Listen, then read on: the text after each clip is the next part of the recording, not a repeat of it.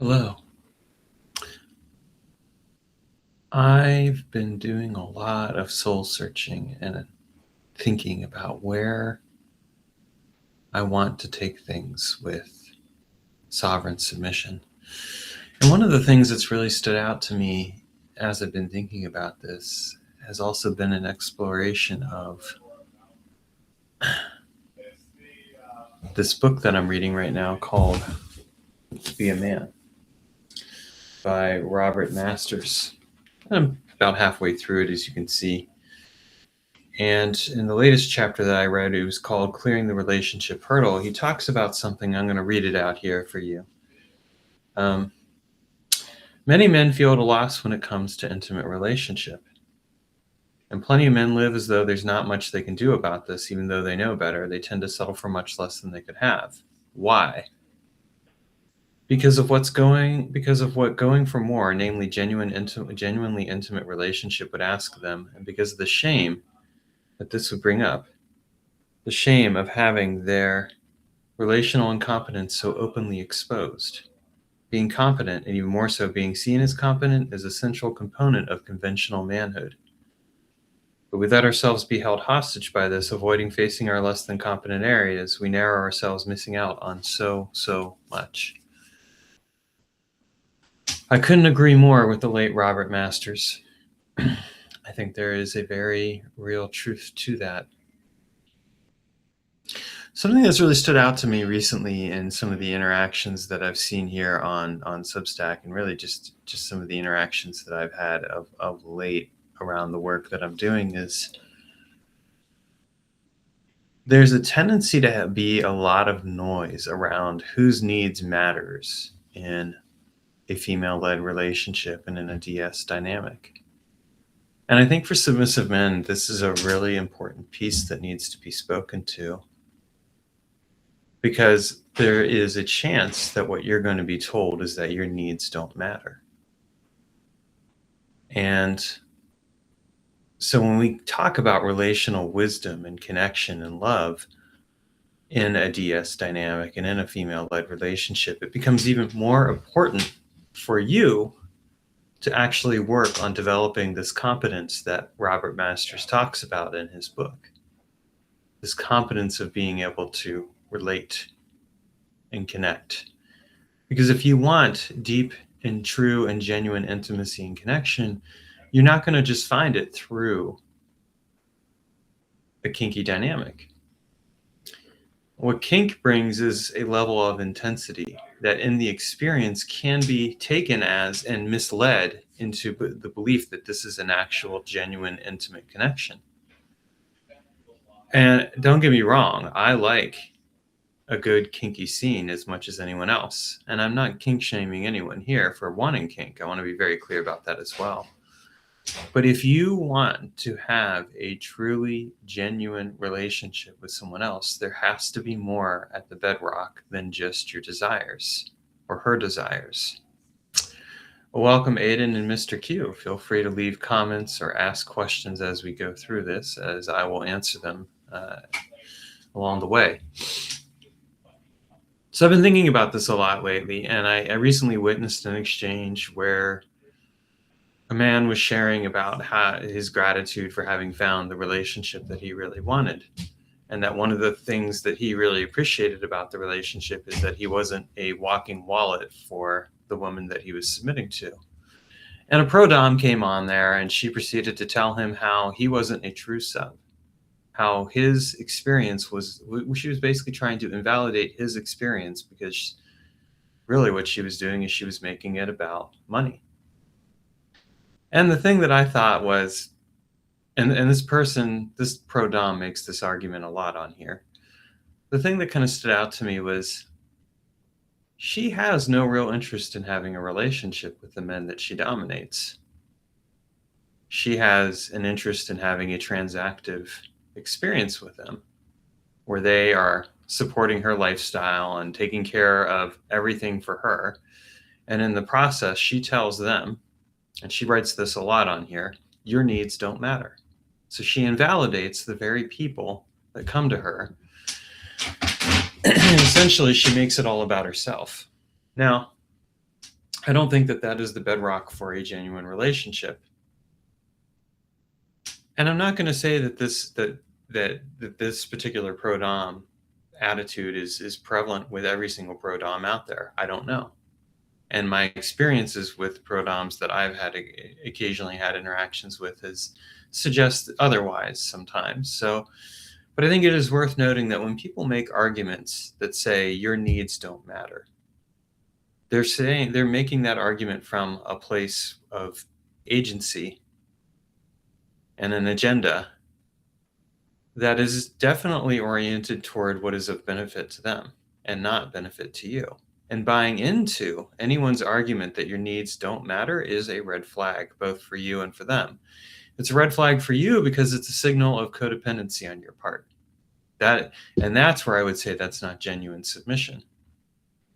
Because if you are surrendering your needs and wants to the point that you're accepting the brainwashing and the heart washing that your needs don't matter, you're essentially saying, I don't matter. If we want to have a genuine relationship and a genuine connection with somebody, our needs have to matter. They don't have to take the center stage, but they do need to matter. And I'm going to share a story here of my own life that speaks to this. Recently, my mistress and I were discussing a platform change of some of the technology that we're using. One of the businesses or one of the technologies I use, it's this technology called ThriveCart. And they recently introduced a new feature called Thrive Academy. And all of a sudden, with this Thrive Academy, they were essentially saying, you guys are going to have to use this. You don't have any choice in the matter. Within the next, by the end of the year, this old platform that you've been hosting your classes and things on is going to be is going to go defunct, and you're going to have to use this. Okay. I wasn't thrilled about it, but I was like, all right, well, we'll look into this. So we looked into it.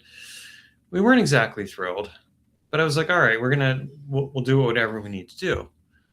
But along the way, my mistress came up with a decision where she was like, I want us to use a different platform. And she went and made the decision, and then she told me afterwards. Now, some people would say in an FLR relationship that, okay, she made the decision. That's all that really matters. You just go with it and go with the flow. But I'll be honest with you, I had a deep reaction. I was angry about it because it had been an experience where the discussion had not been fully fleshed out. And so eventually I expressed that anger. I didn't handle it very well initially, as I sometimes have a tendency to just push anger down and direct it inward. This is an experience that I learned early on in my life, and sometimes even at the ripe age of 49, it still carries over, where I still push my anger inward and don't express it. I'm getting better about it, but this is part of developing this relational competence. But eventually I did express it to her, and we worked it out, and in the grand scheme of things, we're both happy with where things are going, and she made the right choice. It's just that the way she went about making it led me to a place of feeling very invalidated and not heard. And some people might say, if they were to hear this, well, you're in an FLR, like that shouldn't even matter. And I'm going to argue otherwise. My needs, my emotions, my experiences matter. So do hers. I'm not invalidating that. And I'm not invalidating her leadership. What I am saying is, in order to be able to trust her decision and really to trust myself in being in this relationship, and I hope you see the picture here, there was a level of conversation that had not yet happened that needed to happen. And this became one of those things where it led to a deeper understanding and connection and relational wisdom. For my part, the lesson was that I needed to get better about expressing in the moment something that I was feeling and say, wait a minute, there's some stuff going on here that needs to be addressed in a different way. And that's really the piece that I sit with. When we are told, if we are told that our needs don't matter, this actually basically is the indicator that this will not be a long-term relationship. And if you want a long-term relationship, everyone's needs to matter. Everyone's wants need to matter. The thing that I think is really important that a lot of people forget about is that in their rush to try and reach a certain level of intimacy, they exchange that intimacy for intensity. And in the moment, the intensity of, well, your needs don't matter can be a turn on. She's going to stomp on your balls. Hey, my needs don't matter. She's going to do these other things. My needs don't matter. And that's pretty hot in the moment, maybe. But at the end of the day, when you're outside of that scene, your needs may very well matter. So part of relational wisdom is that we learn to accept that intensity does not automatically equal intimacy. A scene does not automatically mean that you have connected with this person on the deepest level of your being. And that there is a lot of communication that needs to occur, both within yourself and with other people. One of the reasons why I think a lot of men still struggle with relating and connecting is that a lot of times they put all their emotional eggs into one basket, i.e. the romantic relationship they're in. So they don't know how to bring what is on their hearts always to their partner. And at the same time, they kind of have this expectation and this hope that their partner will somehow figure it out. But that doesn't happen very well in a situation where there isn't a certain level of emotional and relational competency at work. So what do I mean by emotional and relational competency? Well, for one thing, being able to say, like, here's what's on my heart. Here's what's going on with me. And being able to share that. And share it. And I'm not going to say share it fearlessly, because there's no such thing as sharing fearlessly. There's always an element of fear. One of the reasons I didn't express my anger initially was because I had a fear of being rejected, a fear of sharing something and not being fully received. It had nothing to do with her. It had everything to do with past experiences. And that particular pattern is still something that I struggle with at times. Look to your own life. Where are you struggling in your life to relate and connect with the people in your life? There's no shame here. We all have these struggles. Even no matter how competent or good you are at speaking to, like, your emotions and your experiences and your needs and your wants and all that, there inevitably will come a moment where you will hit a wall because the right situation comes along. I can even tell you from my own experiences around this that I think that one of the reasons why sometimes men who orient towards submission or have a desire to like be in a situation where maybe they are told their needs don't matter, that often this may end up coming from a place of, I had this experience early on in my life where in fact my needs didn't matter. And because of that, they don't develop the relational connectivity to say, well, wait a minute, there's something going on here that needs to be spoken to and addressed. There's something that needs to be brought forth. What we keep to ourselves, what we hold back from sharing because we may feel like, I have to show a certain level of competency or skill before I can even do this, is actually what prevents us from acquiring that competence and that skill when it comes to connecting with people. And this is why I think that for men,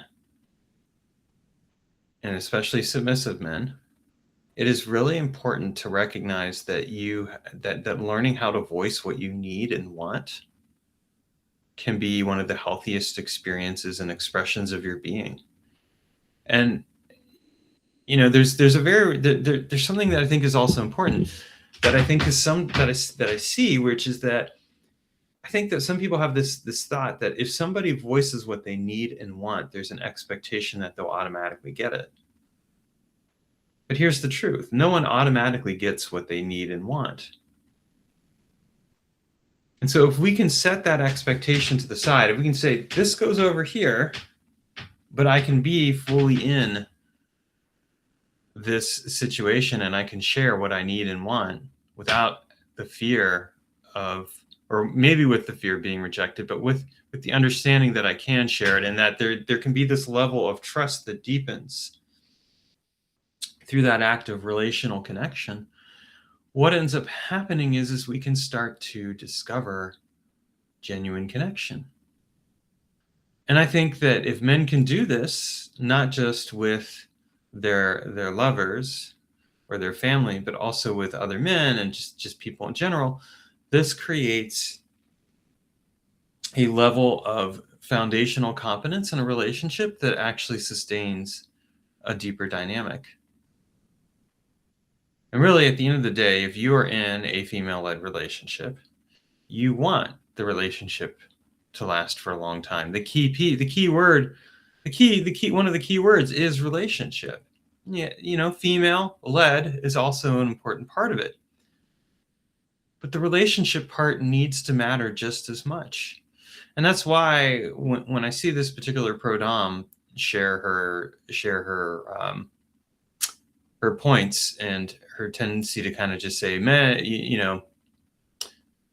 my submissive men's needs don't matter, or if you're a true submissive, your needs don't matter. I just think to myself, no, this is just narcissism. This is just a narcissistic perspective on DS dynamics. And I tend to think that it is a very dangerous one, because it is an invalidation of an essential part of relationship, which is really this question. The fundamental question of relationship is, can we be okay through a rough time? And make no mistake, there will be rough times in relationships. There is no such thing as a relationship that is always smooth and even. And honestly, you don't want it to always be smooth and even. You may want it to be easy. But even then, I will say that sometimes there are moments where there will be a little bit of a challenge, some hardness, and this is not a bad thing. I think a lot of times people equate the idea of hard as a bad thing. And I'm not saying that we should go through life and say, oh, life is hard, or anything like that, or life is a struggle. Like, I don't think that those words are very helpful. And I've sometimes said those words, so in all fairness, I'm not just putting that out there. I've had to really fundamentally change and reorient my perspective. In fact, my mistress is in some ways helping me with that sometimes still. And I bless her and thank her for it, because I know I suspect that sometimes it can be a bit of a challenge to hear me going through some of my things sometimes. And yet I am thankful to her. I am so thankful to her for it. But I also don't think that hard is necessarily a bad thing. Hard is what actually sometimes says to us, this is what matters. This is what's valuable. And a relationship is valuable. If I am with a person in a moment of conflict, or in a moment where there is an expression of like, hey, here's this conflict that happened here. What do we do to connect and work through that? And we can come out the other side okay, and I think it actually leads to a deeper connection and intimacy. Now, I want to be clear at the same time, I am not advocating that you go out there and intentionally start having fights with your partner, okay? I once had somebody I was with who told me, she said to me, she's like, fighting is my love language. And I was just like, okay, like, no, that is not my love language. It's not how I don't want to fight with somebody. Like, that does not turn me on. It does not interest me. It does not make me feel closer to that person. It just creates a lot of needless conflict.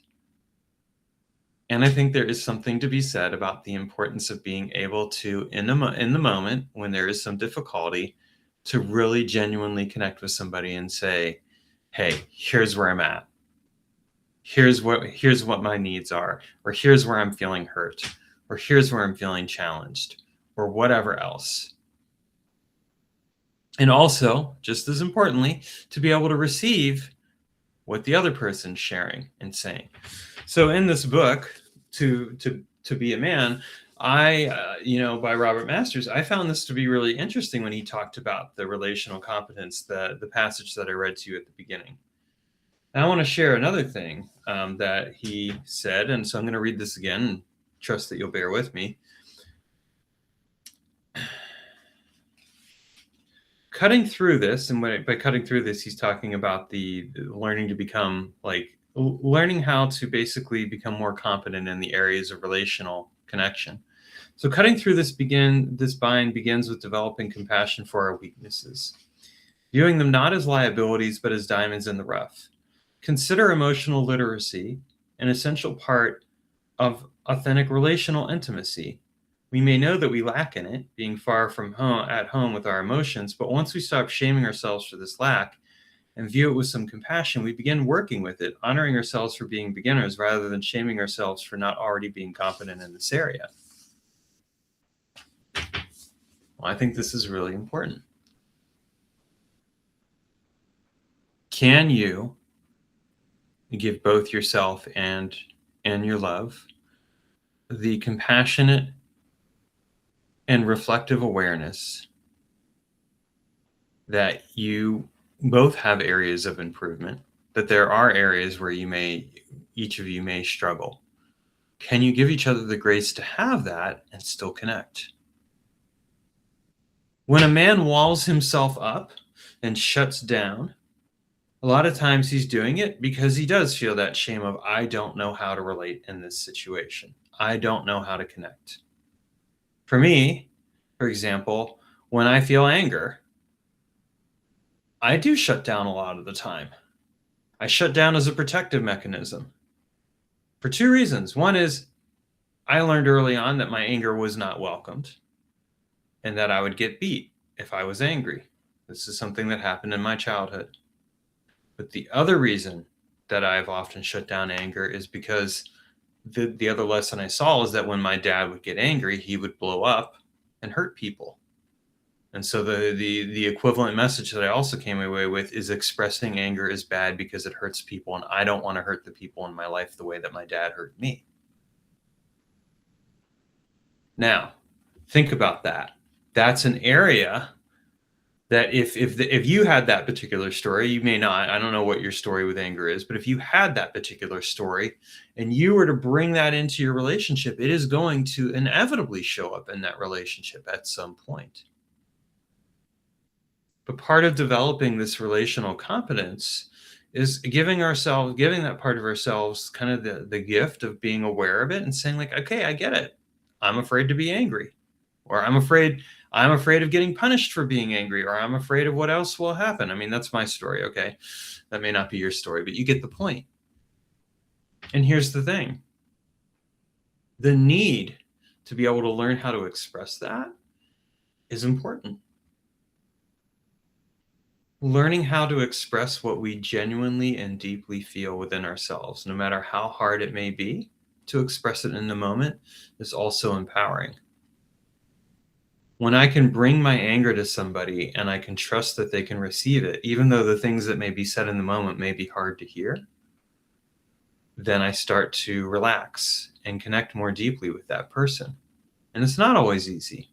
And when I can receive that person's anger or whatever else it is, maybe it's her grief or it's his grief or it's something else, or maybe it's something else going on. But when I can receive that and connect relationally with them, this also creates a deeper sense of trust. At the end of the day, to be in a relationship isn't just about love. People hold up love as the holy grail of a relationship. And I'll tell you that in my own experience, love is not all it's cracked up to be. A lot of times, the idealization of love is not all that it's cracked up to be. It's easy to love somebody when you first meet them. You're not really even in love. You're not really even loving them. You're in love with your perception and your experience of them. You're in love with the image of them that you hold in your head. But give it a year or two. If you're in that relationship long enough, you will inevitably encounter aspects of that person that you do not care for very much, or or things that turn you off, or things that upset you, or whatever else. You will inevitably encounter moments where there is something there where you're like, here's where being with this person can be a little bit difficult. And part of it is that difficult isn't really even about the person. It's about the way the two of you connect and the points of friction that come into play there.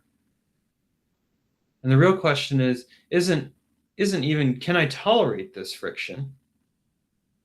It's, what can I do to recognize this friction and genuinely connect with this person and learn to actually get curious about the friction itself? And if you're in a DS dynamic, this becomes even more essential. You're in an FLR relationship, because there will be points of tension and friction there. And when that happens, how you connect and the curiosity that each person brings is the key to what makes or breaks that dynamic. And so this is why I this is why I keep coming back to this thing about, your needs matter, because I think that what I'm really finding is that as I explore this whole community of submission, of submissive men that is there's this very curious silence on the part of the submissive men for the most part. Oh, sure, they'll talk about their kinky desires and everything else that they want. But can they connect and talk about the deeper rooted experience of their being? That's the challenge. Well, that doesn't happen without learning this relational competence, this ability to connect. And it doesn't happen just in the context of a romantic relationship. It happens in the deeper layers of connection that we have with people, with all the people in our lives, the people that we choose to have in our lives, the people that we choose to connect with. I trust somebody when I know that person can express themselves cleanly and clearly. And as someone who admittedly sometimes does not always express himself cleanly and clearly, the one thing I also try to do is give that person the benefit of the doubt when in fact that doesn't occur as easily as it might. It's important to remember that we can set an impossible standard for people, and that impossible standard is also being applied to ourselves, or that we can give ourselves, again, that grace and compassion to say, like, hey, we're all human beings. We're allowed to make mistakes. So I'm going to wrap this up with a final thing. There's a song that Billy Joel wrote. And if you look it up on YouTube, it's called Second Wind. And in one of the lines, he says, "You're human. You're allowed to make mistakes." Sit with that. You're only human. You're allowed to make mistakes. Right? And you'll catch your second wind. We are allowed to make mistakes. We are allowed to not be good at something. We do not have to hold ourselves up to an impossible standard. And this is true. This is true in different ways for both men and women. I'm not going to speak to the feminine part, but I'm sure that any woman could speak to it and say, here's the ways where I feel like I have to be held, or where I hold myself, or I hold other women or men, or like all that stuff. But I can speak to my experience as a man, and I can say that I have put a ton of pressure on myself over the years to be strong, to be stoic, to act like I've got everything figured out.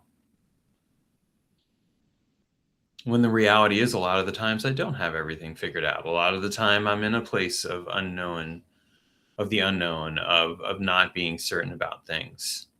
I think that this has been a very real space for me in sovereign submission. I decided it was, I think, in August, September, that last year, I realized, like, there's this really underserved space in the men's work world for submissive men. Like there's nobody out there who's speaking to the experiences of submissive men. Instead, all I see is basically either the manosphere. Yes, manosphere. I said that intentionally. Or what I'm coming to think of as the manosphere light, which is a lot of the other men's work experiences. And I say that because I think that even in healthy men's work, one of the prevailing messages that I see is that men need to lead in relationship. And I don't want to lead. And I don't think that that makes me less of a man. But when that's the prevailing message that's kind of put out there, like there's again this performative pressure around what it means to be a man. So I had this realization, like there's this underserved community. And I've been putting my stuff out there for a little while now, and it's been interesting to really recognize, like, yeah, there is this underserved population of sorts. And in a lot of ways, I'm still very much in this space of uncertainty around it.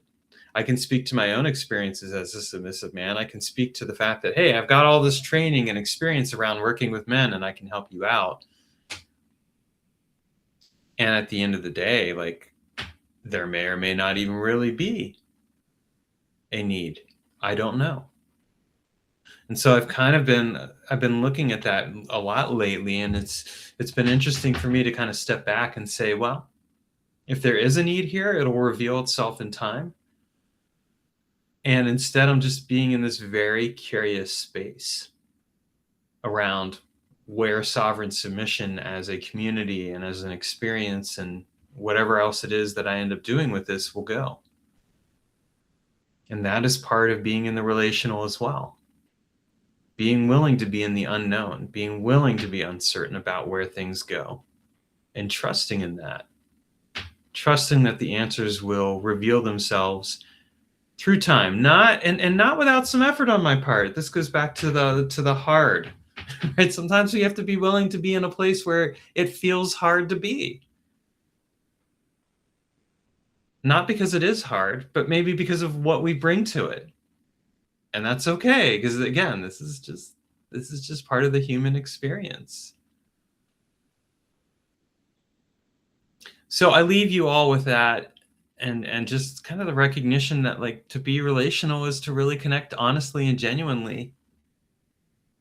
And that means that we need to be in touch with our needs and our wants and to be able to express them. And so if you are out there and you're in a situation where someone's telling you that your needs don't matter, question that. Question what their agency is around that. Question why someone would say that to you, and question whether or not that really benefits you. You deserve to be in a relationship where your needs and wants matter. Now, how those are fulfilled or experienced or anything else, well, that's how you negotiate that. That's your dynamic to figure out. But don't give away your sovereignty, and with it, your soul, just to have something that in the moment may be a very transitory experience. Because let me tell you, when you don't value yourself, the people that you're with more than likely aren't going to value you either, because they're going to see that. All right. Thank you so much for being here today, and take care.